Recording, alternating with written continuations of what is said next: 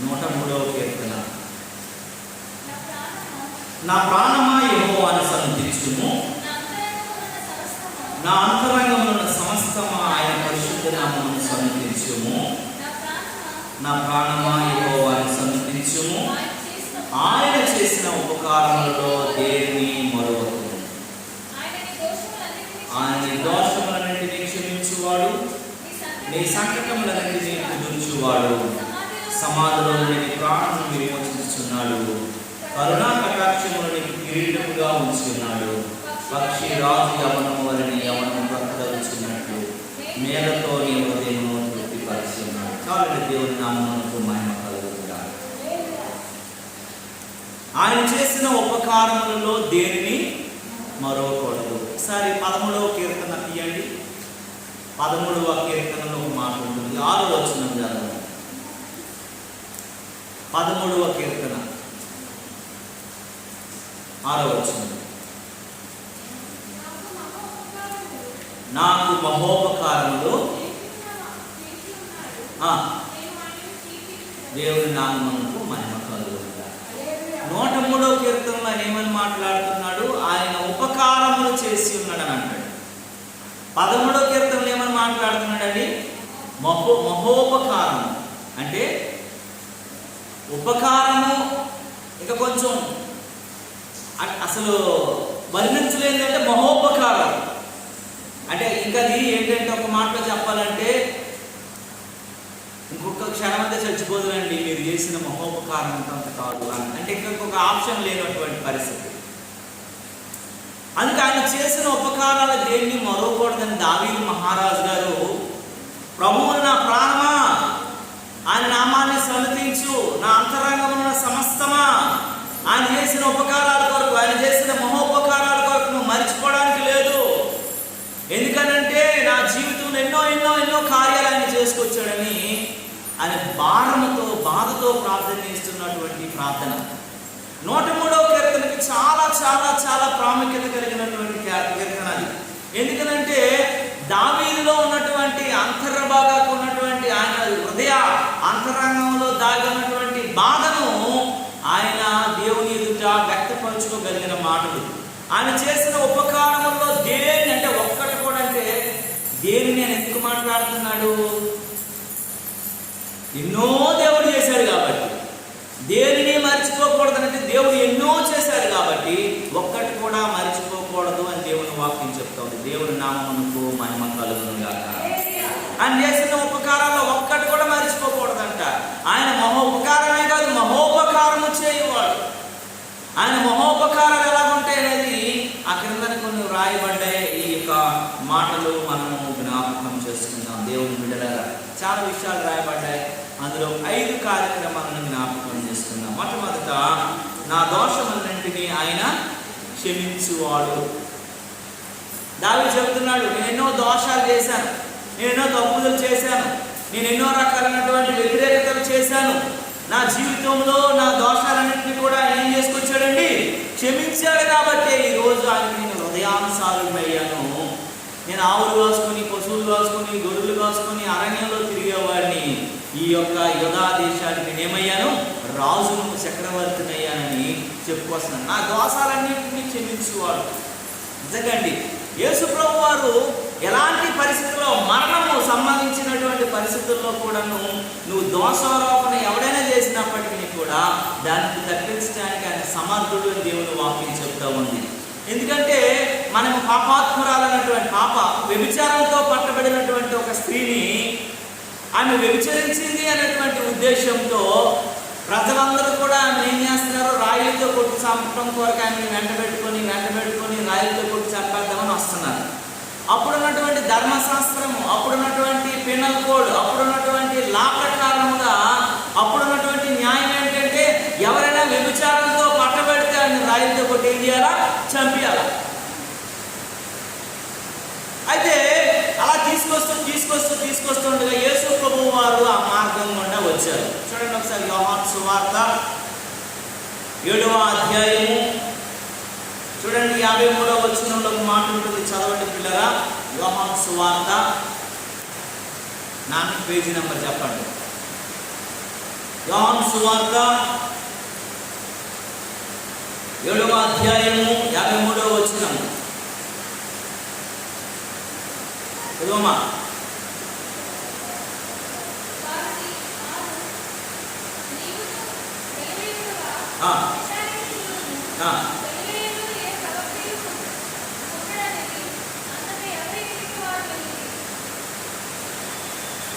దేవుని నామమునకు మహిమ కలుగును గాక.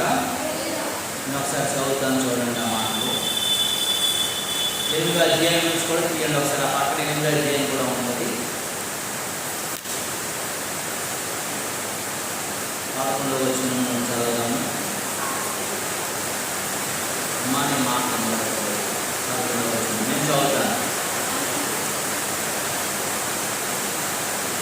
చూడండి పిల్లరా, యేసు తల ఎత్తి చూసి, అమ్మ అక్కడ ఇంకొంచెం ముందు చదువుతాను. 7వ వచనం చూస్తే యేసు ఒలీవల 1వ వచనం 8వ అధ్యాయం. యేసు ఒలీవల కొండకు వెళ్ళెను. తెల్లవారుగానే యేసుక్రీస్తు దేవాలయం రాగా ప్రజలందరూ ఆయన వద్దకు వచ్చి కనుక ఆయన కూర్చుని వారికి బోధించుచుండెను. శాస్త్రులు, పరిసయ్యులు వ్యభిచారమందు పట్టబడిన ఒక స్త్రీని తోడుకొని వచ్చి ఈమెను మధ్య నిలవబెట్టి, బోధకుడా, ఈ స్త్రీ వ్యభిచారం చేయుచుండగా పట్టబడెను. అట్టి వారిని రాళ్లతో రుబ్బి చంపవలెనని ధర్మశాస్త్రంలో మోషే తనకు ఆజ్ఞాపించింది కదా. ఆయనను నీవేమి చెప్పుచున్నావని అడిగిరి. ఆయన మీద నేరం మోపవలెనని ఆయన్ని శోధించచ్చు ఇలాగున అడిగిరి. అయితే యేసు వంగి నేల మీద వేళ్లతో ఏమో వ్రాయచుండెను.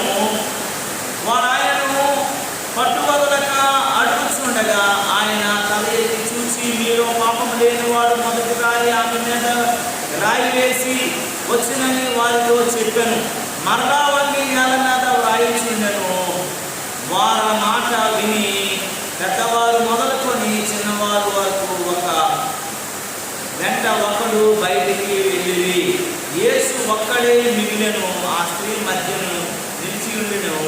యేసు తల ఎత్తి చూసి, అమ్మ, వారెక్కడ ఉన్నారని, ఎవరిను నేను శిక్షింప లేదని అతను అడిగినప్పుడు ఆయన, ప్రభువా నేను. అందుకు యేసు, నేను నీకు శిక్ష విధించను, నీవు వెళ్ళి ఇక పాపము చేయకని ఆమెతో చెప్పాను. ఈ మాటలు మనం చాలా జాగ్రత్తగా ఆలోచించి గమనించినట్లయితే, వ్యభిచారం చేత పట్టబడినటువంటి పురుషులను వదిలేశారు. ఏ శిక్ష లేదు, ఏమీ లేదు. కానీ అభాగ్యురాలైనటువంటి ఆ స్త్రీని పట్టుకొని మోషే ధర్మశాస్త్రము ప్రకారముగా రాళ్ళతో కొట్టి చంపాలన్నటువంటి ఒక నియమంతో ప్రజలందరూ కూడా, శాస్త్రులు, పరిసయ్యులు, సద్దుకాయులు అందరూ కూడా ఆమె మీద నేరారోపణ చేసి తీసుకొచ్చారు. ఒక్క స్త్రీ మధ్యలో ఉంది, ప్రజలందరూ ఆమె చుట్టూ ఉన్నారు. అక్కడ యేసు ప్రభు ఏం న్యాయం చేస్తాడు, యేసు ప్రభుని ఎలాగ పట్టుకోవాలి, యేసు ప్రభుని ఎలాంటి మాట్లాడతాడు, ఇది మోషే ధర్మశాస్త్రంకు వ్యతిరేకంగా మాట్లాడతాడా, ఇది ప్రజలకు ఎలా మాట్లాడతాడు అనేటువంటి ఉద్దేశంతో చెబుతున్నప్పుడు ఆ ప్రజలందరినీ చూసి ఆ వ్యభిచారంతో పట్టబడినటువంటి స్త్రీ అంట ఆమందరు కొట్టి ఏం చేయాలనుకుంటే నేల మీద రాస్తా ఉన్నాడంట.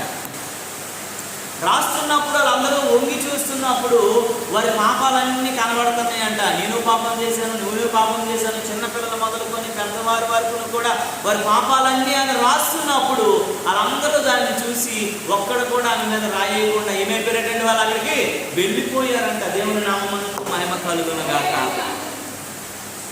ఆమె చచ్చిపోవలసినటువంటి పరిస్థితి, ఆమె రాళ్ళకి బలైపోవలసినటువంటి పరిస్థితి, ఆమె మరణము చూడవలసినటువంటి పరిస్థితి. కానీ ఎవరు పాపము చేయలేనటువంటి వారు ఎవరైనా మొదటి రాయి మీరు వేయండి అంటే ఒక్కడ కనబడలేదంటే, చిన్నోడు నుండి పెద్దోడు వరకు కూడా. అప్పుడు యేసు ప్రభు అంటాడు, అమ్మ వాళ్ళందరూ ఎక్కడ ఉన్నారు, ఏమైపోయారంటే వాళ్ళందరూ వెళ్ళిపోయారయ్యా, నన్ను శిక్షించలేదు, వాళ్ళందరూ వెళ్ళిపోయారంటే నేను కూడా నిన్ను శిక్షించనని చెప్పి ఇక మీద నీకు ఏం చేయొద్దని చెప్పాడు, పాపం చేయొద్దు అని చెప్పాడు. దేవుని నామమునకు మహిమ కలుగును గాక. నువ్వే దోషం చేసినా వాటినన్నింటినీ క్షమించగలిగిన వాడు. ఆమె వ్యభిచరించింది, అది 10 ఆజ్ఞలో ఒక ఆజ్ఞ తప్పు చేసినప్పటికీ, నెరవేర్చలేనప్పటికీ కూడా ఆమె ఆయనని వేడుకోనప్పటికీ కూడా ఆయన ప్రాణమును రక్షించగలిగిన శక్తి ఉందని జ్ఞాపకం చేసుకోగలగాలి. నీవు నేను మనం కూడా ఎన్నో ఆమె వ్యభిచారం చేసింది. మనమైతే మన మోహపు చూపే పాపం, చెడ్డగా చూడటం, చెడ్డగా ఆలోచించడం, పరా స్త్రీ కానీ పరాయి పురుషుడిని కానీ నీ ఆలోచనలో ఆమె చెడు ఆలోచన కలిగి నువ్వు ఆలోచిస్తేనే పాపం అని బైబిల్ గ్రంథం చెప్తా ఉంది. బైబిల్ ఏం చెప్తుందండి? మోహపు చూపే పాపం అని చెప్తా ఉంది. నీ కన్ను నిన్ను అభ్యంతరపరిస్తే నీ కన్ను నువ్వు ఏం చేయాలట? రెండు కళ్ళు నుండి నువ్వు పరలోకంలోకి వెళ్ళకుండా నరకంలోకి వెళ్ళిపోవటం కంటే, నీ కాలు నిన్ను అభ్యంతరపరిస్తే రెండు కాళ్ళు నువ్వు నరకంలోకి వెళ్ళిపోవటం కంటే, నీ కన్ను నిన్ను అభ్యంతరపరిస్తే దాన్ని తీసేసి ఒక కన్నుతో నువ్వు దేవుని రాజ్యంలో చేరడమే మంచిది తప్ప నీ విహలోక సంబంధమైనటువంటి దానికి అలవాటు పడొద్దు అని బోధిస్తూ నీ దోషములన్నింటినీ ఆయన క్షమించగలుగుతూ ఉన్నాడు. మోషే ధర్మశాస్త్ర ప్రకారం అంట వ్యభిచారం చేసి పట్టబడితేనే పాపము. కానీ యేసయ్య ధర్మశాస్త్రం ఏం చెప్తుందండి? అసలు తప్పుగా చూడటమే పాపం అంట. నీ హృదయంలో ఆలోచన రావటమే పాపము, నీ తలంపులో ఉండటమే పాపము. అదే నీకు దోషం అని దేవుని వాక్యం చెప్తుంది. అసలు చెడు ఆలోచన మనకు రాకూడదు. అందుకే యేసు ప్రభు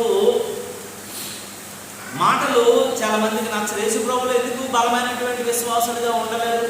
యేసు ప్రభువుని ఎందుకు వెంబడించలేరు?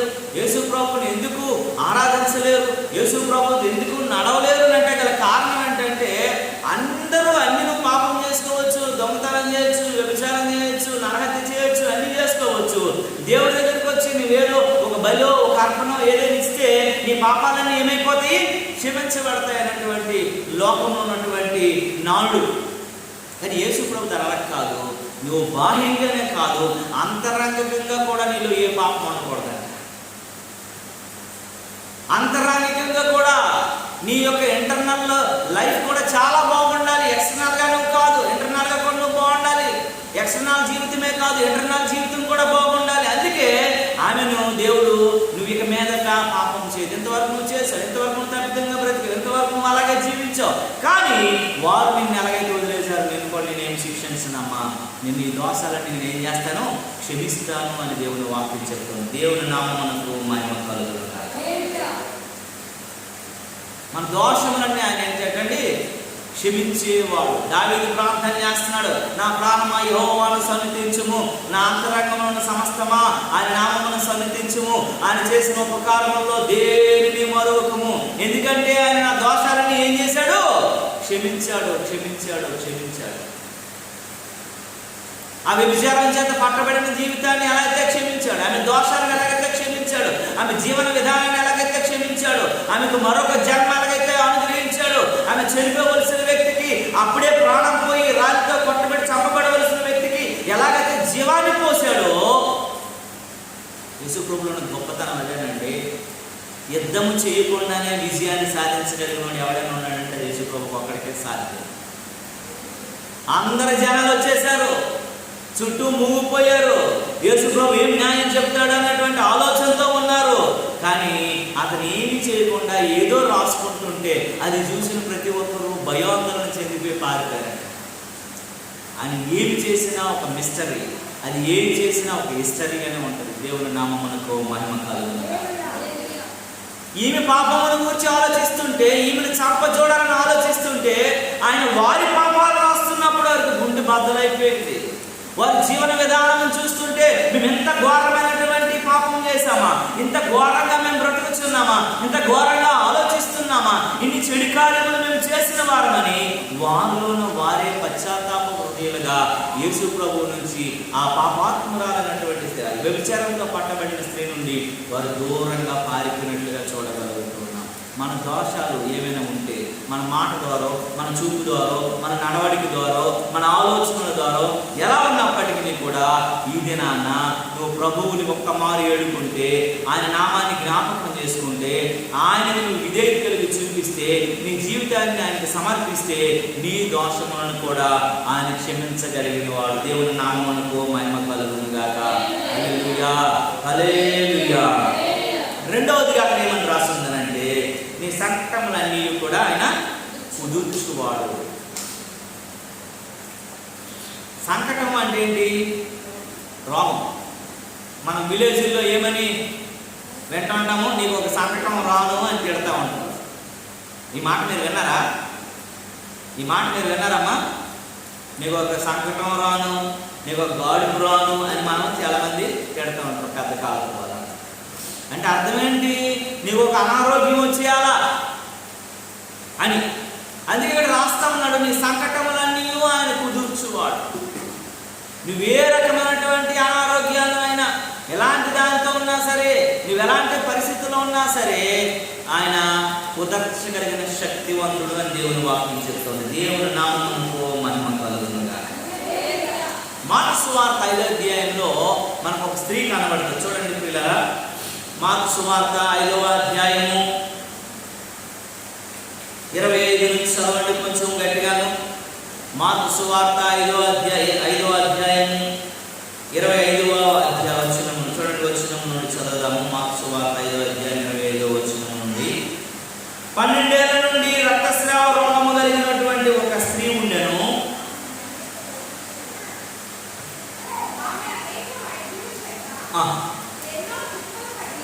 అనేక వైద్యుల చేత ఎన్నో తిప్పల పడి తనకు కలిగినదంతా ఏం చేసుకుని ఎంత మాత్రం ప్రయోజనం లేక మరంత సంకటపడెను. ఆమె యేసును గూర్చి విని, నేను ఆయన వస్త్రము మాత్రమే ముట్టినా బాగుపడును అనుకొని జనసమూహములో ఆయన వెనుకకు వచ్చి ఆయన వస్త్రమును ముట్టెను. దేవుని నామమునకు మహిమ కలుగునుగాక. వెంటనే ఆయన రక్తధార కట్టెను కనుక తన శరీరములో ఆ బాధ నివారణమైనదని గ్రహించుకొనెను. వెంటనే యేసు తనలో నుండి ప్రభావం బయటకు వెళ్ళినని తనతో పాటు తనలో తాను గ్రహించి జనసమూహం వైపు తిరిగి నా వస్త్రము ముట్టినది ఎవరని అడుగగా ఆయన శిష్యులు జనసమూహం మీద పడుచుంటా చెప్పుచుంటున్నాని నన్ను ముట్టిన ఎవరని అడుగుచున్నావా అనేది. దేవుని నామమునకు మహిమ కలుగునుగాక. హల్లెలూయా. దేవుని వాక్యం చెప్తా ఉంది పిల్లరా, ఒక స్త్రీ ఉందంట. మనం ఏమో చదువుకున్నామండి, ఆయన మన సంకటములన్నీ కూడా కుదుర్చువాడు. ఎలాంటి సంకటాలున్నా, ఎలాంటి అనారోగ్యమైన, ఎలాంటి అస్వస్థత అయినా వాటంతటినీ కూడా దేవుడు బాగు చేయగలిగిన వాడు, కుదుర్చేవాడు, సరిచేసేవాడని దేవుని వాక్యంలో చెప్పబడిన రీతిగా దావీదు ప్రార్థన చేస్తూ ఉన్నాడు, దావీదు వేడుకుంటూ ఉన్నాడు, దావీదు ఆ విజ్ఞాపన చేస్తూ ఉన్నాడు. దావీదు ప్రభు సముఖంలో, ప్రభు సన్నిధిలో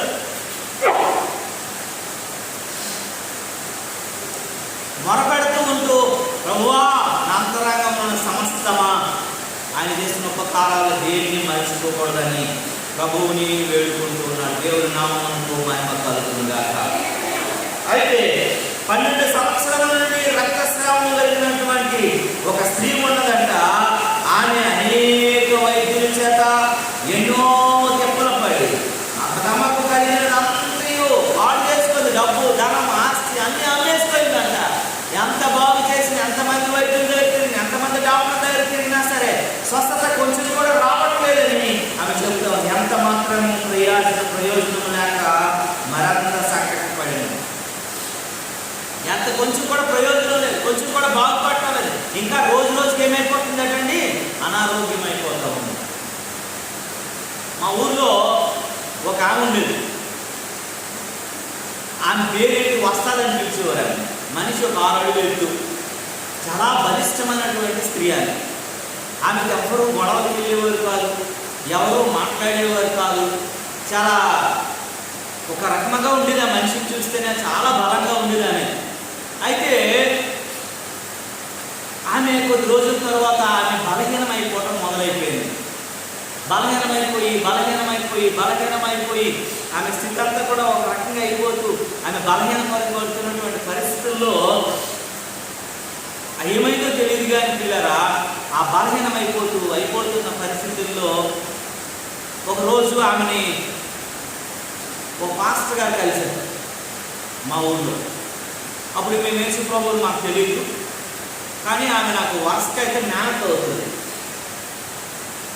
బాపా ఏమైంది బాపా అంటే, ఏమి ఇద్దరు రాణితోని చాలా బలహీనం అయిపోతున్నాను, అని చెప్పేసి ఆ పాస్టర్ గారు ఊళ్ళోకి వస్తే ఆ పాస్టర్ గారిని కలిసి ఆమె ప్రార్థన చేస్తుంది. ఒకప్పుడు పాస్టర్ గారు వస్తే ఆమెను ఎంత తరిమేదాలు, మా ఊళ్ళోకి వస్తావు, నువ్వు ఎలాంటి వాడివి అలాంటి వాడివి, పని పోవడం, మా ప్రజలు ఎందుకు నువ్వు ఇలా చేస్తావు, అలా చెప్తావు, మాకు దేవుడు లేరా, మాకు దెయ్యాలు లేరా అని చెప్పేసి గొడవలు చేసే మనిషి పాస్టర్ గారితో చాలా వినయంగా, చాలా బాధగా, చాలా దీనిగా మంచి సన్నమైపోయి భర్త చిక్కిపోయి అతనితో కలిసి ఆతో మాట్లాడుతున్నప్పుడు నేను ఆ పాస్టర్ గారు వెళ్ళిపోయిన దగ్గర నుండి ఆ పాస్టర్ గారిని అడిగాను, ఏమంటే పాస్టర్ గారు ఏమైందండి, మా బాబు వచ్చి మీ మీద మాట్లాడుతున్నానంటే ఏం చెప్తానయ్యా, ఆమెకు ఒక అనారోగ్యం వచ్చింది, 6 నెలలుగా రక్తస్రావంతో బాధపడుతుంది అని చెప్పింది.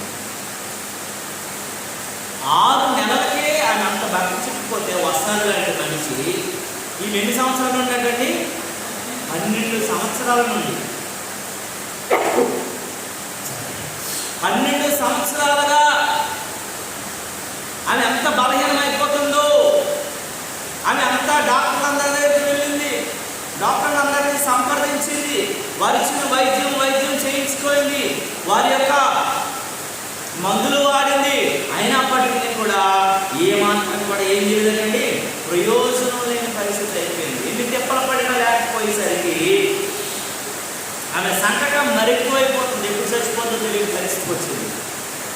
ఎలాంటి ఎవరో ఒకరు ఒక చెల్లమ్మని చెప్పిందంట, ఇంటికి తిరుగుతున్నావు కదా, ఇంటి డాక్టర్ దగ్గరికి వెళ్తున్నావు కదా, ఇంతమంది రోజులు చూస్తున్నావు కదా, ఇంత డబ్బు ఇల్లు అమ్మేసావు, వాకులు అమ్మేసావు, పొలం అమ్మేసావు, ఇన్ని రకాలైనటువంటి మరి ఊర్లన్నీ తిరిగావు కదా, ఏమ్మా అయిపోయింది, ఒకసారి చర్చికి రావచ్చు కదా, యేసు ప్రభువు వారు వస్తారు, ఒకసారి ప్రార్థనకు వెళ్తారు, ఆ ప్రార్థన ఒకసారి యేసయ్యను ఒకసారి కలవచ్చు కదా, ఆయన ముట్టవచ్చు కదా, ఏమైపోతుందని చెప్పేసి చెబితే ఆమెలో కొంచెం అంత విశ్వాసం కలిగింది. విశ్వాసం కలిగిన తర్వాత ఆమె ఒకరోజు యేసు ప్రభు వారు ఆ ఊరికి వస్తే ఆ ఊరికి వచ్చి యేసు ప్రభువుకి వెళ్తాను, ఆ యేసు ప్రభువుని కలుస్తాను, కనీసం ఆయనతో మాట్లాడలేకపోయినా ఏం చేయలేకపోయినా సరే ఆయన వస్త్రాన్ని ముట్టుకుని వచ్చేస్తాను అని ఒక ఆలోచనతో వచ్చింది. చూడండి ఆ మాట చదువుదాం, 27వ వచనము. ఆమె యేసును కూర్చుని విని నేను ఆయన వస్త్రము మాత్రమే ముట్టి బాగుపడను అనుకొని జనసమూహములో ఆయన వెనకకు వచ్చి ఆయన వస్త్రము ముట్టెను.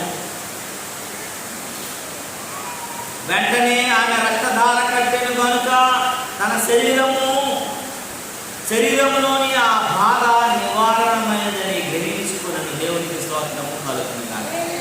ఆమె యేసు ప్రభువు మందులు ఇవ్వలేదు, మాకు ఇవ్వలేదు, ఏం చేయలేదు, బుర్రనది పెట్టి ప్రార్థన చేయలేదు, నూనె రుద్దే లేదు, ఏమీ చేయలేదు, మసాజ్ చేయలేదు, ఏమి చేయలేదంట. జస్ట్ ఆమె ఏం చేసిందంట, ఆయన వస్త్రపు చేతి తాకిందంతే. తాకగానే 12 సంవత్సరాలుగా అనారోగ్యంతో బాధపడుతూ బలహీనమైపోయి సమస్త ఆస్తిని నష్టపరుచుకున్నటువంటి ఆమె సంకటం కుదర్చబడలేని పరిస్థితిలో ఉన్నటువంటి ఆమె జీవితంలో ఒకేసారి ఆమె రక్తదారి ఏమైపోయిందంటే కట్టేసి స్వస్థత పొందింది. దేవుని నామమునకు మహిమ కలుగునుగాక. హల్లెలూయా. ప్రియమైనటువంటి దేవుని బిడ్డలారా, నీవు నేను మనము మన జీవితంలో ఎలాంటి సంకటం ఉన్నప్పటికీ కూడా ఆ సంకటములన్నిటినీ కుదుర్చువాడు ఆయన. అందుకే దావీదు ప్రార్థన చేస్తున్నాడు, నా అంతరంగమున సమస్తమా ఆయన పరిశుద్ధ నామమును స్తుతించుము. ఆయన చేసిన ఉపకారమును ఒక్కటి కూడా మర్చిపోకూడదు. ఎన్నోసార్లు అనారోగ్యవంతుడయ్యాను, ఎన్నోసార్లు సంకటములు పడ్డాను, ఎన్నోసార్లు నేను బాగులేని పరిస్థితిలో ఉన్నాను, నేను చెప్పుకున్నటువంటి నా హృదయంలో ఎన్నో ఉన్నాయి. అయినప్పటికీ అన్నింటినీ గురించి బాగు చేసి ఈరోజు ఆరోగ్యవంతుడిగా నిలవబెట్టావంటే నీవు చేసిన మహోపకారములను దేనిని మర్చిపోను ప్రభు అని ప్రార్థన చేస్తా ఉన్నాడు దేవుని బిడ్డలారా. ఈరోజు ఈ యొక్క బిడ్డ చూసినట్లయితే 12 సంవత్సరాలుగా అనుభవించినటువంటి ఆ యొక్క రోదన, ఆ బాధ, ఆ స్థితి మరణ ఛాయలో తెలుసుకోవడానికి సిద్ధమైపోతుందానే వచ్చి యేసు ప్రభు ఆయన వస్త్రపు చెంది పుట్టిందంటే ఆమె ఏమైపోయిందంటే ఆన్ ద స్పాట్లో స్వస్థపడిపోయింది, బాగైపోయింది. మంచిగా అయిపోయింది. బలహీనంతో వచ్చిన ఆమె బలవంతురాలుగా మారిపోయింది. శక్తిహీనురాలుగా వచ్చిన వ్యక్తి శక్తివంతురాలుగా మారిపోయింది. ఏదో బాధ దుఃఖంతో అంతరాత్మలో నేను చచ్చిపోతున్న భయంతో వచ్చిన వ్యక్తికి ధైర్యము ఆనందము కలిగిపోయింది. ఒక్కసారి ఆమె జీవితంలో మకరంలో చిరునవ్వు కనబడతా ఉంది. ప్రియమైనటువంటి దేవుని బిడ్డలారా, యేసయ్య వస్త్రాన్ని తాకితేనే అంత ఇదైపోతే యేసయ్యతో జీవిస్తున్న మన జీవితాల్లో ఎలాంటి అనారోగ్యమైన మన మీద దాడి చేయగలుగుతుందనండి. స్వస్థపరచగలిగిన శక్తివంతుడు ఆయన. ఆయన కంటి పాపలా కాయగలిగినటువంటి వాడు ఆయన కను రెప్పపాటు కూడా కనుమూయిన దేవుడు ఆయన. మన జీవితాల్లో ఎన్నో ఎన్నో ఎన్నో మేలులు చేయగలిగినటువంటి వాడు ఆయన. అలాంటి గొప్ప దేవాది దేవుడిని ఆశ్రయించిన మన జీవితంలో ఎలాంటి అనారోగ్యం ఉన్నప్పటికీ, ఎలాంటి అస్వస్థత ఉన్నప్పటికీ, ఎలాంటి బాధ ఉన్నప్పటికీ, ఏ డాక్టర్ గారు బాగు చేయలేనటువంటి దుఃఖంలో బాధలో ఉన్నప్పటికీ కూడా దేవుడు నీకు అభయం ఇస్తా ఉన్నాడు. ఒక్కసారి ఆయనతో నువ్వు గడిపి చూడు, ఒక్క క్షణం ఆయనతో ఉండి చూడు. ఆయన చేతులు చేసి ప్రార్థన చేసుకో. నీ జీవితంలో ప్రభువా నీవు ఉన్నావని నేను పట్టుకొని, నేను ప్రభువా నా తండ్రి, నా దేవా, నీవు తప్ప నాకు ఎవరు లేరు, నీవే ఆధారమని నువ్వు అడుగు. నీ జీవితంలో సంపూర్ణమైన స్వస్థత ఇవ్వడానికి ఆయన సిద్ధంగా ఉన్నాడు. కింద చదివితే మాట చెప్తున్నారా? ఒకసారి ఆ మాట చూసినట్లయితే, వెంటనే ఆయన రక్తధారణ కనుక తన శరీరంలో బాధ నివారణమైనదని గ్రహించుకుని వెంటనే యేసు తనలో నుండి ప్రభావం బయటకునని తనలో తాను గ్రహించి జనసమూహం వైపు తిరిగి నా వస్త్రము ముట్టినది ఎవరిని అడుగగా ఆయన ప్రభావం వెళ్ళిపోయిందంట. ఎవరికో స్వస్థత కలిగింది, ఎవరిలోనో ఈ యొక్క సమస్త బాధ పోయింది. నీకు గ్రహించి అనుకున్నప్పుడు ఎవరు కనబడలేదు. నీకు జారిపోయిందంటే నమ్మదు. ఈ సంఘటన ఎలాంటి భయంకరమైనది, ఎలాంటి దుఃఖకరమైనది, ఎలాంటి పరిస్థితుల్లో ఉన్నప్పటికీ కూడా దేవుడు సమస్తము కూడా సరిచేయగలిగిన వాడు. చూడండి, అప్పుడు చూడండి 33వ వచనంలో వచ్చినట్లయితే, అప్పుడు ఆ స్త్రీ తనకు జరిగినది ఎరిగి భయపడి వణుకుతూ వచ్చి ఆయన సాగిపడి తన సంగతి అంతయు ఆయనతో చెప్పాను. అందుకు ఆయన, కుమారి, నీ విశ్వాసమే నిన్ను స్వస్థపరిచునని, సమాధానం గలదానమై పొమ్మని, నీ బాధ నివారణ నీకు స్వస్థత కలుగునుగాకని ఆమెతో చెప్పాను. దేవునికి స్తోత్రం. ఆమె భయపడిపోయింది. అడుగుతూ ఉన్నారు, ఎవరు నా ప్రభావం అయిపోయింది, నా శక్తి అయిపోయింది, నా యొక్క ఇది అయిపోయింది, ఏంటి నేను ఎవరితో ఏమైంది అని చెప్తున్నప్పుడు ఆమె భయపడుతూ భయపడుతూ భయపడుతూ వచ్చిందంట. అయ్యా, నా బాధని, నేను ఎలాంటి పరిస్థితులు వచ్చాను, నేను విశ్వాసంతో నేను ముట్టాను, నాకు స్వస్థత కలిగింది, 12 సంవత్సరాలుగా నేను అనుభవించినటువంటి అనుభవం అంతా కూడాను ఈరోజు నాకు నివారణ అయిపోయింది, స్వస్థత కలిగింది, సంపూర్ణ శుద్ధి కలిగిన వ్యక్తిగా మారిపోయేది చెప్తాము. దేవుని నామముతో మహిమ కలుగునుగా. యేసయ్య ఈ సంఘటనలన్నీ వారిని కూర్చువాడని దేవుని వాక్యం చెప్తాము. ఎలాంటి అనారోగ్య పరిస్థితుల్లో ఉన్నా, ఎలాంటి అస్వస్థతలో ఉన్నా, ఇంకా డాక్టర్లు బాగోవాలని చెప్పేసినా సరే దేవుడు ఆయనకి సమస్తము సాధ్యమే, అన్నీ సాధ్యమే. స్వస్థపరచగలిగిన శక్తివంతుడు ఆయనే. నీ విశ్వాసమే నేను స్వస్థపరుస్తుంది. నీ విశ్వాసం ఉంచితే చాలు, నీ జీవితంలో ఆ స్వస్థత చూడగలుగుతావు. దేవుడి నామమునకు మహిమ కలుగునుగాక. 3వది చూసినట్లయితే, సమాధిలో నుండి నీ ప్రాణమును ఆయన రాసిందండి 103వ కీర్తనలో, సమాధిలో నుండి ఆయన మన ప్రాణమును విమోచించువాడు. సమాధిలోకి వెళ్ళిపోయినప్పుడు కూడా మనం చచ్చిపోయాడని అనుకుంటాం, కానీ అన్నీ అసాధ్యమే అనుకుంటాం. మనకి అది సమస్తం కూడా సాధ్యం. లాజరు కుటుంబంతో యేసు ప్రభువుకు మంచి సన్నిహితం ఉండేది. అప్పుడప్పుడు వచ్చి వారి సిస్టర్ గారు భోజనం కొడుతుంటే తినేసి మాత్రమ్మ గారి చేతుల మీద వారికి మంచి మాట చెప్తూ ఉండేవాడు. లాజరు ఒక రోజు మరణకరమైనటువంటి రోగం వచ్చి చచ్చిపోయాడు. యేసు ప్రభువు వారు 4 రోజులు అయిపోయింది. లాజరును సమాధి చేసేశారు. యేసు ప్రభువు వారు రాలేదు. మార్త మరియలో బాధ ఉంది. ఏంటంటే, ఇన్ని రోజులు మా ఇంట్లోకి వచ్చేవాడు, మాతో మంచిగా ఉండేవాడు, ఈరోజు మా ఇంట్లో కష్టం జరిగింది, మా తమ్ముడు చచ్చిపోయాడు, మా ఇంట్లో ఆడవాళ్ళ ఇద్దరిని మిగిలిపోయాము, మమ్మల్ని పరామర్శించడానికి కనీసం యేసు ప్రభువు వారు రాలేదన్నటువంటి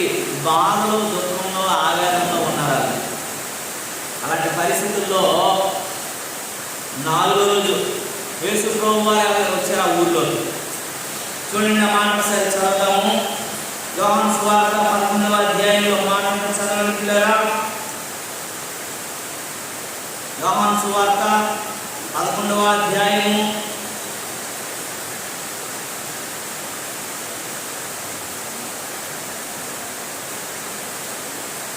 చూసారా 11వ వచనం నుంచి చదువుదాం.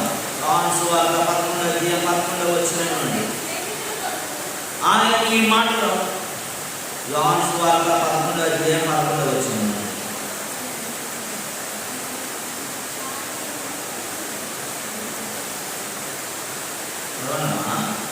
ఆయన మాటలు చెప్పిన తర్వాత ఆయన స్నేహితుడైన నాలుగును పిలుస్తున్నాడని అతను మేలుకొని నిలుచున్నాడని వారితో చెప్పగా శిష్యులు, ప్రభువా అతను నిద్రించిన ఎడల బాగుపడినది. యేసు అతని మరణమును గురించి ఆ మాట చెప్పగా ఆయన నిద్ర విశ్రాంతిని గురించి చెప్పుకొనెను. కావున యేసు లాజరు చనిపోయాను, మీరు నమ్మినట్లయితే నేను ఎక్కడ ఉండలేదని మీ నిమిత్తము సంతోషిస్తున్నాను.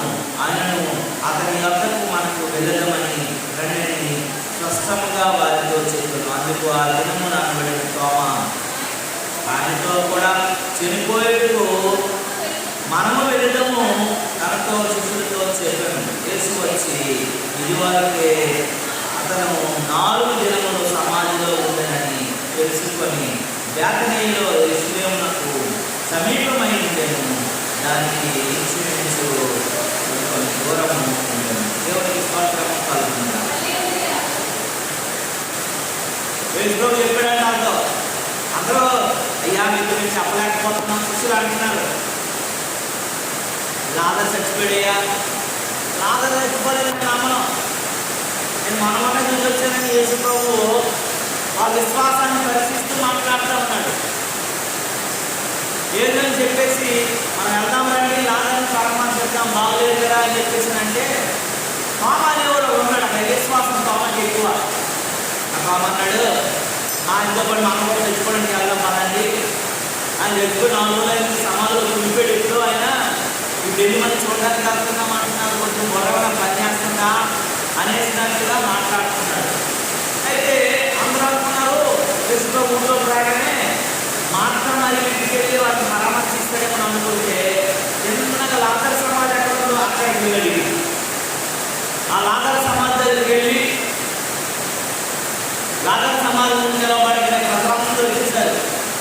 చాలా మంది అనుకుంటున్నారు 4 రోజులు వెళ్ళి కులిపోయి సేవము ఇక్కడికి వచ్చి ఏం చేస్తాడు, బాధను దుఃఖం ఉన్నటువంటి ఆ లక్షణం వదిలేసి వాళ్ళకు ఆధారపు కావాలి కదా, వారికి నెమ్మది కావాలి కదా, ఇక్కడ నుండి ఏం చేస్తాడు ఈయన అని చెప్పేసి వీళ్ళందరూ అనుకుంటున్నప్పుడు లాజరు నువ్వు బయటికి రా అని పిలిచాడు. దేవుని నామమునకు మహిమ కలుగును గాక.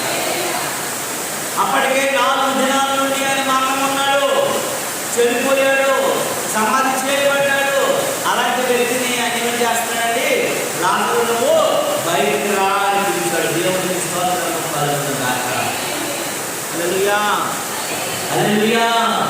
కనుక ప్రియమైనటువంటి దేవుని బిడ్డలారా, ఇక్కడ చూసినట్లయితే 22వ వచనంలో చెప్తున్నటువంటి మాట యేసు ప్రభువా నీవెక్కడ ఉండినా సహోదరుడు చావకున్నాను అని చెప్తాడు. నువ్వు ఎక్కడ ఉంటే చచ్చిపోవు, నువ్వు సమాధానం చెప్తున్నావయ్యా, నువ్వు ఎక్కడ ఉన్నట్లయితే చచ్చిపోకపోను, ఇప్పుడు చచ్చిపోయాడని చెప్తున్నాను. దేవుడు ఇప్పుడైనా నీవు దేవుని ఏమైనా దేవుడు నీకు అనుగ్రహించిన ఎరుగని యేసు సహోదరుడు మరలా లేచినని ఆమెతో చెప్పగా మాట ఆయనతో కూడా నిశ్చయంగా పునరుద్ధరణగా చేసినని ఎరుగని ఆమె చూసావా. మాటకి యేసు ప్రభువుకి ఒక మధ్యలో వాగ్దాపవాదాలు జరుగుతున్నాయి. అయ్యా నా తమ్ముడు బాగులేని మనిషి అనారోగ్యంతో ఉన్నాడని తెలిసి నువ్వు ఇక్కడ ఉన్నట్లయితే నా తమ్ముడు బాగుపడను, నువ్వు లేక నా తమ్ముడు చచ్చిపోయాడు అని వేసుకోవాలమ్మా. లేదు తమ్ముడు బ్రతుకుతాడు లేస్తాడంటే పునరుద్ధానంలో లేస్తాడని నాకు తెలుసు, ఆ విశ్వాసము నాకు ఉంది అని అంటే అప్పుడు కాదు తల్లి ఇప్పుడే వేస్తాడనేసి చూడండి ఒకసారి. మాట ఆయనతో అంచె దినములో పునరుద్ధానము నందు లేచినని ఎరుగుందని అందుకు యేసు పునరుద్ధానము జీవము నేనే, నా యందు విశ్వాసం నుంచి వాడు చేయకపోయాను బ్రతికను, బ్రతికిన ఆయన విశ్వాసం ప్రతివాడను ఎన్నటికీ అని అడిగాను. ఆమె, అవును ప్రభువా, నీవు లోకమునకు రావాల్సిన దేవుని కుమారుడవై క్రీస్తు అని నమ్ముచున్నానని ఆయనతో చెప్పాను. ఆమె ఈ మాట చెప్పి వెళ్ళి బోధకుడు వచ్చి నిన్ను పిలుస్తున్నాడని తన సహోదరైన మరియను రహస్యంగా పిలిచెను. ఆమె విని త్వరగా లేచి ఆయన వద్దకు వచ్చాను. యేసు ఇంకను ఆ గ్రామంలోనికి రాక మార్తాను కలుసుకొని చోట్ల నుండి ఇంటికి వెళ్ళి చూడగా ఓదార్చుకుని యూదులు మరియు త్వరగా లేచి వెళ్తున్నామని చెప్పి కిందకు వచ్చేసరికి చెప్పాడు. ఆ మాటలన్నీ చదివినట్లయితే లాజరు లేపబడినట్లుగా, లాజరు సమాధిలోకి లేచినట్లుగా, లాజరు ఆయన కూర్చున్నట్లుగా, ఆ లాజరు బయటకు వచ్చినట్లుగా చూస్తే ఆయన నాకు చూడండి అంటాడు. యేసు 39వ వచనం అంటాడు, యేసు రాయిని తీసివేయని చెప్పగా చనిపోయిన వారి సహోదరి అయిన మాట, ప్రభువా అక్కడ చనిపోయి 4 దినములైనది కనుక ఇప్పటికే వాసన కొట్టునని ఆయనతో చెప్పాను. అందుకు యేసు, నీవు నమ్మిన ఎడల దేవుని మహిమపరచవని నేను నీతో చెప్పాను కదా ఆమెతో ఆయన. అంతటా వారి రాయిని యేసు కనులెత్తి, తండ్రి నీవు నా మనవి విన్నందుకు నీకు కృతజ్ఞతాస్తుతులు చెల్లించున్నావు. ఇప్పుడు ఎల్లప్పుడూ నా మనవి వినిస్తున్నామని చూసినప్పుడు ఆయన చూస్తే అక్కడ వస్త్రమును కట్టినటువంటి వాడు 44వ వచనం అంటాడు, వెలుపలికి వచ్చి అతని ముఖము కట్టుకొని ఆయన బయటకు వచ్చినట్టుగా చూడగలుగుతున్నాం. దేవుని నామమునకు మహిమ కలుగును గాక. కనుక లాజరు చనిపోయి 4 దినాలు అయిపోయింది. ఆ లక్కే నమ్మట్లేదు, ఆ లక్కకే వాళ్ళు అవిశ్వాసం కలిగిపోయింది, ఆ లక్కలోనే అవిశ్వాసం ఏర్పడిపోయింది. అమ్మ నువ్వు నమ్మితే దేవుడు చనిపోయిన వాడిని కూడా లేపేస్తాడు. ఆయనకి అసాధ్యమైందంటే ఏమీ లేదు, సమస్తము సాధ్యమే, అన్ని సాధ్యమే అని చెప్తున్నప్పుడు ఇంకా వాళ్ళకి విశ్వాసం కలగట్లేదు. అప్పుడు దేవుడిని ప్రార్థన చేసి ప్రార్థన చేయగానే లాజరు బయటికి రాగానే లాజరు బయటకు వచ్చి ఆ మరణం నుండి 4 దినాల తర్వాత బ్రతికి వాళ్ళ అక్కడిని కలుసుకొని ప్రజలందరూ చూస్తుండగా దేవుడిని మహిమపరిచినట్టుగా మనం చూడగలుగుతున్నాం. దేవుని నామమునకు మహిమ కలుగుతుందా. హల్లెలూయా. అందుకని సమాధిలో నీ ప్రాణమును విమోచించువాడు. సమాధిలో వెళ్ళిపోయిన దేవుడిని విడిచిపెట్టండి, రక్షిస్తాడు, బాగు చేస్తాడు, సమస్తాన్ని ముందుకు నడిపించగలిగిన శక్తివంతుడైన జ్ఞాపకం చేసుకోగలగాలి. దేవుడిలో మనం మొట్టమొదటిగా నా దోషములను క్షమించువాడు. వ్యభిచారంతో పక్కబడిన స్త్రీ ఆమె చేసిన దోషాన్ని క్షమించి ఆమెను ఒక మనిషిగా నిలవబెట్టాడు. రెండోదిగా సంకటంలో కుదర్చువాడు. 12 సంవత్సరములుగా రక్తస్రావంతో బాధపడుతున్న స్త్రీని తన అనారోగ్యాన్ని బాగు చేశాడు. చివరికి సమాధిలో ఉన్నటువంటి వారిని లేపగలిగిన వాడు.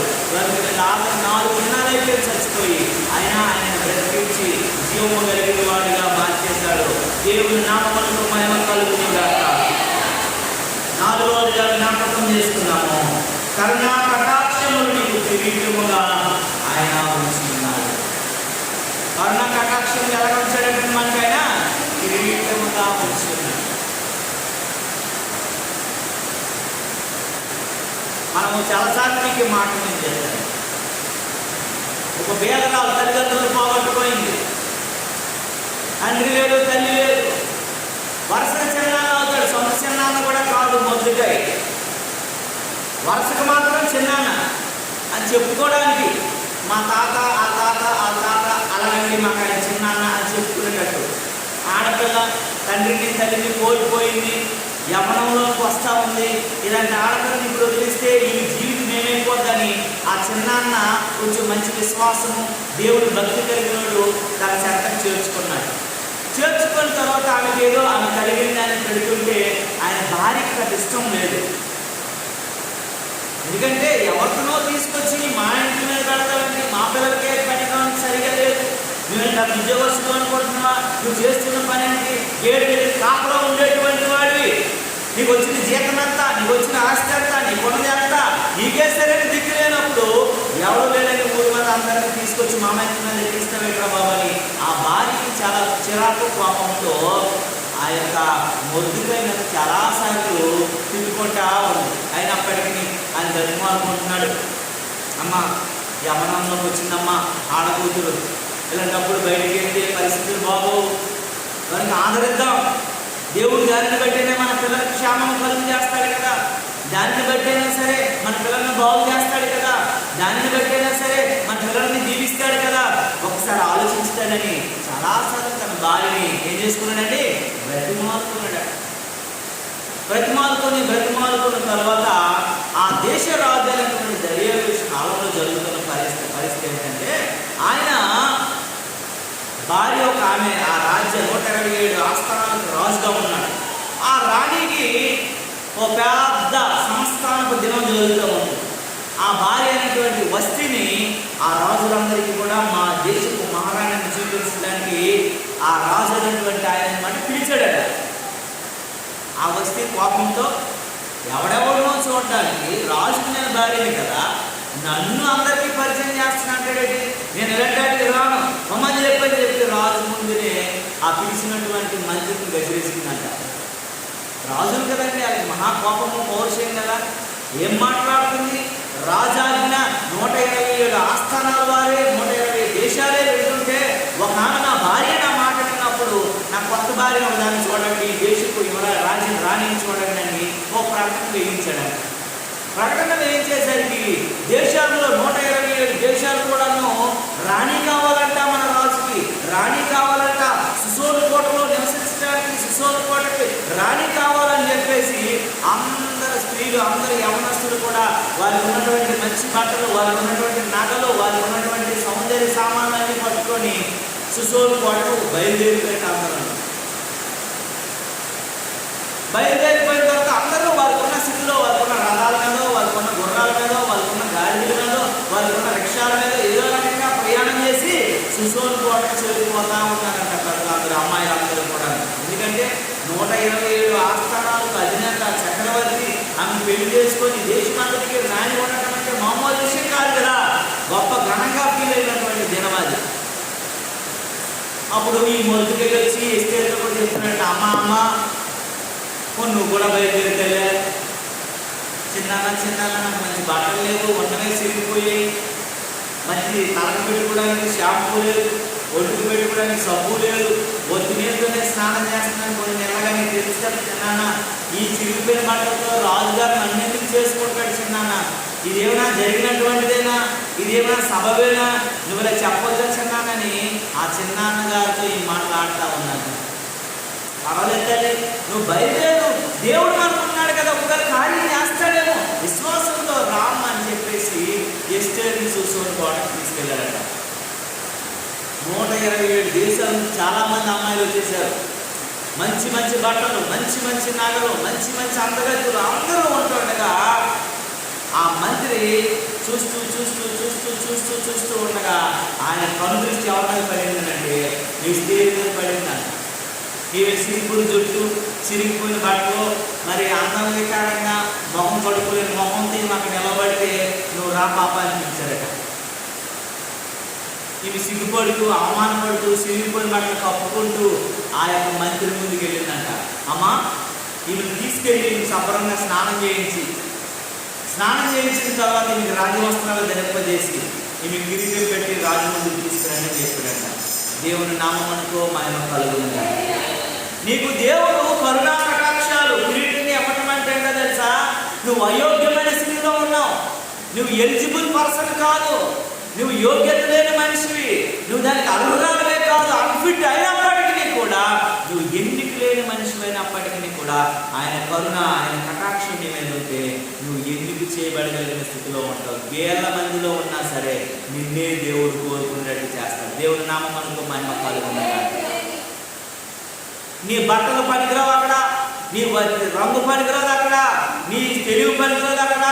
దేవుడు ఎవరి మనసులో దేవుడికి నచ్చిన వ్యక్తులను దేవుడు ఎన్నుకుంటాడో నువ్వు ఏ స్థితిలో ఉన్నప్పటికీ కూడా వారిని గొప్ప చేయటంలో దేవుడు ఎప్పుడు కూడా ఆలోచించలేడు. దేవుని నామం మనకు మహిమ కలుగునుగా. ఎస్తేరు జీవితంలో తండ్రి లేడు, తల్లి లేడు, మంచి బట్ట లేదు, మంచి తిండి లేదు, మంచి ఆరోగ్యం లేదు, ఏమీ లేనప్పటికీ కూడా మంత్రి యొక్క కనుదృష్టి, మంత్రి యొక్క ఆలోచన, మా 27 దేశాలకు కూడా ఈమె మాత్రమే రాణిగా పనికొస్తున్నటువంటి ఆ ఎంపిక దేవుడు ఆ యొక్క రాజు గారి మంత్రి గారి కన్నులకు ఇంపుగా మార్చేశాడట. దేవుడి నామం మనకు మహిమ కలుగునుగా. ఎస్తేరుని పిలిచిన వెంటనే ఎస్తేరు లోపలికి వెళ్ళినప్పుడు మొరతికే ప్రార్థన చేస్తున్నాడు, అయ్యా జీవము కలిగిన దేవా నువ్వు ఉన్నావయ్యా, మమ్మల్ని మరిచిపోలేదు ప్రభువా, మమ్మల్ని మరిచిపోయేవాడు కాదు ప్రభువా. నా కుమార్తెకి ఈ రోజు నాయన లోపలికి తీసుకెళ్లారంటే ఒక ఎన్నికలోకి వచ్చింది ప్రభువా, నీ చిత్తం ఉంచు ప్రభువా అని చెప్పేసి వీళ్ళు ఎవరంటే ఆ దేశంలో, ఎవరంటే వీళ్ళు ఆ దేశంలో బానిసలు. వీళ్ళు పౌరులు కాదు, అక్కడ వీళ్ళు ఎవరు బానిసలు. ఈ బానిస కూతురుని తీసుకెళ్ళి లోపలికి తీసుకెళ్ళగానే వీళ్ళు ప్రభువుని స్తుతిస్తూ ఉన్నాడు, ప్రభువుని ఆరాధిస్తూ ఉన్నాడు, ప్రభువుని కనపరుస్తూ ఉన్నాడు. వెళ్ళిన తర్వాత ఆమె రాజవస్త్రాల నుంచి దగదగా మెరిచిపోతున్నటువంటి నగలతో స్టేజ్ మీదకి తీసుకొచ్చారు. అక్కడి నుంచి ప్రకటిస్తున్నాడు లక్షలాది మంది ప్రజల మధ్యలో, ఈ సోసోల కోటకి 127 ఆస్థానాలకు అధినేత్రి ఈరోజు వస్తుంది, మహారాణి వస్తుంది, ఈమె పేరు ఎస్తేరు అని ప్రకటించారు. దేవుని నామమునకు మహిమ కలుగును గాక. హల్లెలూయా. కరుణా కటాక్షాలు నీకుంటే ఇహలోక సంబంధమైనవి ఏవి అవసరం లేదు, ఇహలోక సంబంధమైనవి ఏవి అవసరం లేదు. దేవుడే నిన్ను అందరిలో గొప్ప చేయగలిగినటువంటి వాడిని నువ్వు జ్ఞాపకం చేసుకోగలగాల. ఆ రోజును దేవుడు చేసిన మేలంగా తెలుసా, తన ప్రజలను రక్షించడానికి ముందుగా నిర్ణయించిన ప్రకారమే ఎస్తేరుని ఆ యొక్క సూసోల కోటకు రాణిగా మార్చేశాడు. దేవునికి స్తోత్రము కలుగును. అనేక మంది పన్నిన పన్నాగాలన్నింటినీ విమోచించడానికి, నిర్మూలన చేయడానికి ఒక వ్యక్తిని నిలవబెట్టుకున్నాడు. ఆమె ఎస్తేరుగా మార్చేశాడు. దేవుడు నిన్ను కరుణిస్తే, దేవుడు నీ మీద కటాక్షం చూపిస్తే, నువ్వు ఏ స్థితిలో ఉన్నా, ఏ పరిస్థితిలో ఉన్నా నిన్ను ఉన్నతమైన స్థితికి తీసుకొని పోతాడు. దేవుడు నామముతో మహిమ కలుగును గాక. అది దావీదు అనుభవించాడండి. దావీదు పశువులు కాసుకున్నాడు తీసుకెళ్ళిపోయి, అరణ్యంలో బ్రతుకులోకి తీసుకెళ్ళిపోయి, యెరూషలేములో ఆయన ఏం చేశాడంటే మహాచక్రవర్తిని చేసేశాడు. అనుభూతితో చెప్తున్నాడు, ఆ రోజు నా పైన కరుణ చూపించకపోతే, ఆ రోజు నీ కటాక్షం నా పైన లేకపోతే నేను పశువులు కాసుకున్నవాడిగానే ఉండిపోతుంది కదా ప్రభువా. అందుకే నీ కరుణ కటాక్షంలో ఈ రోజు నాకు కలగ చేయి, కిరీటాన్ని చేశాయి, రాజుని చేసేసాయి అని చెప్పేసి దేవుడికి దావీదు ప్రార్థన చేస్తా ఉన్నాడు. దేవుని నామమునకు మహిమ కలుగును గాక. అసంభవమైనటువంటి వాటిని కూడా సంభవం చేయగలిగిన శక్తివంతుడు మన దేవుడిని మనము జ్ఞాపకం చేసుకోగలగాలి. నీకు చాలాసార్లు నిరాశ నిస్పృహలు వెళ్ళిపోయి, నా చదువులు బట్టి నాకు ఉద్యోగం వస్తుందా, నా కుటుంబాన్ని బట్టి నాకు మంచి వ్యక్తి పెళ్లి చేసుకుంటాడా, మంచి అమ్మాయి నాకు పెళ్లి చేసుకుంటుందా, మంచి జీవితం నాకు దొరుకుతుందా, నా అన్నమును బట్టి నాకు మంచోడు వస్తాడా, మంచిదే వస్తుందా అని ఆలోచించుకోవడం అవసరం లేదు. ఎస్తేరు ఏ యోగ్యతలు లేవు, దావీదుకి ఏ యోగ్యతలు లేవు. అయినప్పటికీ దేవుడు ఉన్నతమైన స్థానంలో వారు నిలవబెట్టినట్లుగా మిమ్మల్ని కూడా దేవుడు ఆయన కరుణా కటాక్షంతో ఉన్నతమైన స్థాయిలో ఉంచబోతున్నాడు. దేవుని నామమునకు మహిమ కలుగును గాక. నీ అర్హత లేకపోయినా, నీకు యోగ్యత లేకపోయినా, నీకు ప్రతి మంది మెచ్చుకోకపోయినా, నీకు విలువ లేని వ్యక్తిగా చూసినప్పటికీ కూడా దేవుని కృప ద్వారా దేవుడు విలువనివ్వగలిగిన వ్యక్తిగా మార్చబోతున్నాడు. దేవుని నామమునకు స్తోత్రం కలుగును గాక. చివరిగా ఒక మాట ముగిస్తాను. చివరిగా పక్షిరాజు యవ్వనము వలె ఈ యవ్వనము పక్కదలుచుకున్నట్లు దేవుని నామమునకు మహిమ కలుగును గాక. ఎస్తేరు గ్రంథం 2వ అధ్యాయము 7 నుండి 17 వరకు అయితే ఎస్తేరు స్టోరీ మీకు ఉంటుంది. 2వ అధ్యాయం 7 నుండి 17 వరకు ఇంకా చదువుకోండి. చివరిగా పక్షిరాజు యవ్వనము వలె నీ యవ్వనం పక్కన. పక్షిరాజు ముసలైపోయి చచ్చిపోయి పరిస్థితి వచ్చేసరికి ఎత్తైన ప్రదేశానికి వెళ్ళిపోయి, కొండ మీదకి వెళ్ళిపోయి, ఎప్పుడు కనిపించడానికి వెళ్ళిపోయి, అది వెంట్రుకలు పీక్కొని బాగా రక్తం వచ్చినట్టుగా బోడి వెళ్ళిపోతుంది అనమాట. బోడి చూసినా వెంట్రుకలు తీసి తెరగైపోతుంది. అలా ఎలకైపోతుందో పక్షిరాజు ఈగలు ఆ వ్యర్థాలు అయిపోతారు. అయిపోయి ఆ పొడుచుకొని ఆ వెంట్రుకలన్నీ లాగేసిన తర్వాత ఒక నెల 2 రోజులు నెలల పాటు బాగా శ్రమ అనుభవిస్తుంది, బాగా బాధ అనుభవిస్తుంది. ఆ నొప్పి, ఆ బాధ, ఆ ఎండ పట్టుకోలేనటువంటి పరిస్థితిలో, ఆహారం లేని పరిస్థితిలో ఉంటుంది. కొద్ది రోజుల తర్వాత ఏమవుతుందంటే కొత్త వెంట్రుకలు రావడం మొదలవుతుంది ఈకలు. ఆ కొత్త వచ్చిన తర్వాత ఆ పాత్రంతా పోయి కొత్త యవ్వనంగా మారిపోతుంది. అప్పుడు అది పక్షిరాజు దగ్గర మరణం ఉంటుంది. పక్షిరాజు ఎంత ఎత్తుగానే ఎగరగలుగుతుంది. హైయెస్ట్ ఎత్తుకి ఎగరగలిగింది ఏది ఉందంటే అది ఈగ. కనుక ఈ పక్షిరాజు యవనం వలె బ్రతకగలుచున్నట్లుగా మన జీవితాలు చేస్తాడు. ఏదైనా అసంభవం అనుకోవడానికి ఏం లేదు, అన్నీ సంభవిస్తాడు, అన్నీ సంభవం చేయగలుగుతాడు. అబ్రహాము జీవితంలో అబ్రహాము దేవుడు వాగ్దానం చేశాడు, అబ్రహామా నిన్ను నీ జనాన్ని ఆకాశ నక్షత్రంలో చూపించి ఎంతమంది ఉన్నారో అంత నేను ఇస్తాను బిడ్డలు అన్నాడు. సముద్రం వైపు చూపించి ఇస్క్రేణువులు ఎన్ని ఉన్నాయో అన్ని బిడ్డలు నీకు ఇస్తానని అన్నాడు. కానీ అబ్రహాముకు ఒక్కడు కొట్టలేదు, అబ్రహాముకు ఒక్క పిల్లలు కూడా లేదు. అబ్రహాముకి 99 వచ్చేసాయి, శారాముకి 59 సంవత్సరాలు వచ్చేసాయి. ముసలైపోతున్నారు, స్త్రీ ధర్మం ఆమె కోల్పోయింది. 100 సంవత్సరాలు ఎలా ఉంటారు వాళ్ళు? అసలు ఇంకా ఏమైనా పిల్లల కన్నానికి ఏమైనా యోగ్యత ఉంటుందా? వారి శరీరం సహకరిస్తుందా? వారికి బలం ఉంటుందా? వారు ఏమైనా సాకగలుగుతారా? వారి యొక్క అదేమైనా ఏమైనా చెప్పుకోవడానికి బాగుంటుందా? 100 సంవత్సరాలు నేను పిల్లలు కన్నా ధైర్యం చెప్పడానికి బాగుంటుందా? సిగ్గుతో మండిపోగలిగిన స్థితి కదా, అది కుమిలిపోగలిగిన స్థితి కదా, ఇంతవరకు ఇవ్వలేదు కదా, వాగ్దానం చేసిన దేవుడు నమ్మదగిన వాడు కదా అని శారమ్మ అబ్రహాము గారు ఎప్పుడు అనుకోలేదండి. వారు ప్రార్థన చేస్తూ ఉన్నారు. ఆయనకు 100 వచ్చింది, ఈమెకు 90 వచ్చింది. దేవుడు ఒకరోజు దగ్గరికి వచ్చాడు సడన్గా, అబ్రహామా నాకు భోజనం కావాలన్నాడు. చక్కగా వండి పెట్టారు, మాంసం అన్నం అని. దేవుడు భోజనం చేశాడు. ఆ పక్కన ఉన్నటువంటి శారామని చూసి, శారా నెక్స్ట్ ఇయర్ మేము వచ్చేసరికి మేము మంచి కొడుకు కొడుతుందని చెప్పింది. ఆ శారా నవ్వుకుంటాడు, ఏం మాట్లాడతారు పోవా, నాకు 90 సంవత్సరాలు అయ్యా, ఆయనకు 100 సంవత్సరాలు అయ్యా, మేము బ్రతకటానికే బ్రతుకు జీవుడు కొనసాగించడానికే మాకు బలం సరిపోవట్లేదు. ఈ 100 సంవత్సరాలు 90 సంవత్సరాల ప్రాయంలో పిల్లల్ని వెనక్కి కట్టమయ్యా అని నవ్వుతుంటే, ఎందుకు నువ్వు నవ్వుతున్నావు? నెక్స్ట్ వచ్చేసరికి నీ కుమారుడు పుడతాడని చెప్పాడు. దేవుడి నామమునకు మహిమ కలుగుతుంది. నెక్స్ట్ ఇయర్ వచ్చేసరికి అదే సమయానికి ఇస్సాకును దేవుడు ఇచ్చాడు. దేవుడి నామమునకు మహిమ కలుగుతుంది.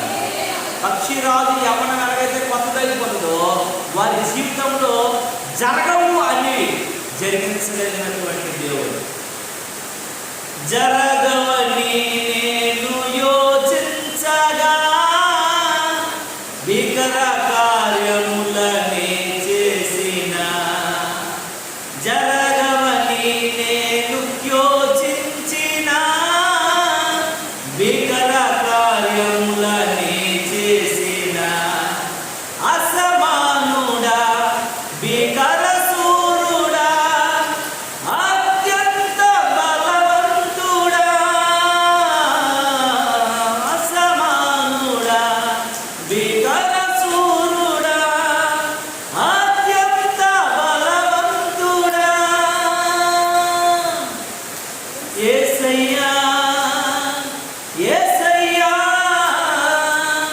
సరిపోయిన ప్రధాన యాజకుడా, యేసయ్యా యేసయ్యా సరిచేయుచున్న నాకు నాయకుడా, అసాధ్యమని తెలుసుగా సఫలుడేసు మనవాడేగా. అన్ని అసాధ్యం అనుకున్నవన్నీ కూడా సాధ్యపరచగలిగిన దేవుడు. అబ్రహాము 100 సంవత్సరాలు వెళ్ళిపోయాడు, ఇంకా సంతతి ఆగిపోద్దని అనుకున్నాడు, ఇంకా దేవుడు వాగ్దానం అయిపోయిందని అనుకున్నాడు, నాలో నెరవేర్చడం జరగదనుకున్నాడు. అవిశ్వాసం వ్యక్తపరచగా విశ్వాసంలో నిలబడితే దేవుడు విడిచిపెట్టలేదండి. 100 సంవత్సరాల్లో కూడా వాగ్దానం అనుగ్రహించాడు. దేవుడికి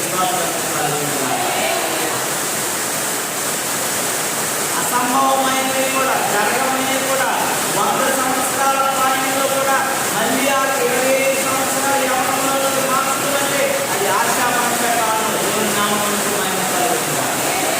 100 సంవత్సరాల ప్రాయంలో వెళ్ళిపోయిన వ్యక్తిని మళ్ళీ 25 30 years తీసుకొచ్చాడు, రీఫార్మేషన్ చేసుకొచ్చాడు. అది దేవుని గొప్పతనం. నువ్వు అనుకోవచ్చు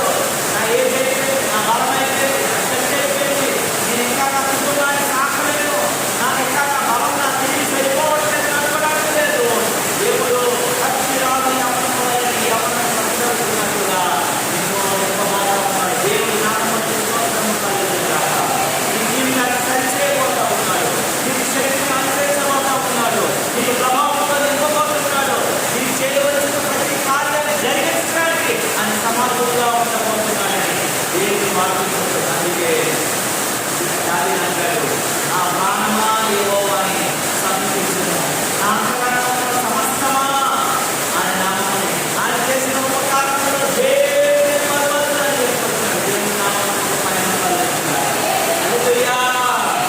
ఆయన దోషాలను క్షమించాడు, ఆయన సంకటాలను గుర్తించాడు, ఆయన సమాధిలో నుంచి లేపాడు, ప్రాణభయములను తగ్గించాడు, మరణాల రక్షణ చేశాడు. భక్తిరాజు అవనం వలె అవనాన్ని పట్టుకున్నట్టుగా ఆయన జీవితాన్ని మలుచుకొని మాట్లాడు. ఈరోజు నిన్ను బట్టి దేవుడు మాట్లాడుతున్న మాటలు నీలో ఏదైనా ఉంటే ఏ శరీరం ఉన్నతమైన వ్యక్తిగా మాట్లాడుతున్నాడు. నీ సంకటాన్ని, నీ దోషాన్ని, నీ సమస్త బాధని, నీ ఇబ్బందులను, నీ యొక్క అవమానాలన్నింటినీ తీసివేసి సంపూర్ణమైన వ్యక్తిగా ఉంచడానికి ఆయన సిద్ధమై ఉన్నాడు. నీకు కన్నులను తెరిచి నీ వైపు చూస్తూ ఉన్నాడు. నువ్వు జీవితాన్ని ఆశపడుతూ ఉన్నాడు. కనుక దేవుని మీద ఈరోజు జీవితమైన మనము ఆయన కొరకు కృతజ్ఞత కలిగి ఆయన చేసిన ఉపకారాలను మర్చిపోక, ఆయన మహోపకారాలను విడిచిపెట్టక ప్రభు కృతజ్ఞతమై జీవితంగా ప్రార్థన చేసుకున్నా, ప్రార్థనలో ఉన్నా. దానిలో ఒకసారి జ్ఞాపకం చేసుకున్నా, అయ్యా నా జీవితంలో, మా జీవితంలో ఎన్నో మీరు చేసుకొచ్చారు, మా బ్రతుకులో ఎన్నో మీరు చేసుకొచ్చారు, మా బ్రతుకులను ఆయన కట్టారు, మా జీవన విధానాన్ని సరిచేసిన దేవా ఈరోజు మమ్మల్ని కూడా జ్ఞాపకం చేసుకోవాలి. మరొక మా దారిని చేసినటువంటి కార్యం మా బ్రతుకుల్లో కూడా చేయడం వల్ల ప్రార్థన చేస్తున్నా